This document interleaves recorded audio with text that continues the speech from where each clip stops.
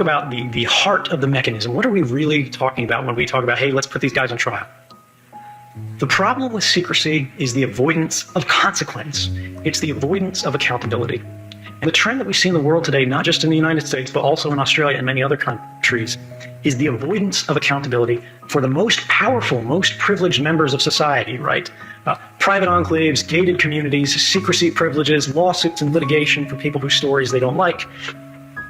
At the same time, these systems of mass surveillance are being rolled out to make all of us accountable, even in the most innocent moments of our lives, to anybody who just has the interest to look, who decides for a single moment that they want to pull us out of the database.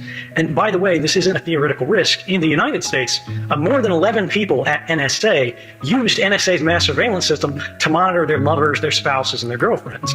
None of them was charged with the crime, despite the fact that this was a clear violation of law in the United States, because the government went, well, if we charge them, we have to put them in court. If we put them in court, the public will know that these programs we pretend don't exist actually exist, because they will say so. So it's actually more dangerous to us to enforce the law than it is to allow these people to break the law, spy on their spouses and girlfriends. So instead they just fired them, write them a pass, whatever. I hate to say it, but the same thing happens at the highest levels of government. If we are ever to have a truly just, truly fair society, we have to make sure that we enforce the laws just as strongly for the most powerful among us as we do for the most vulnerable among us.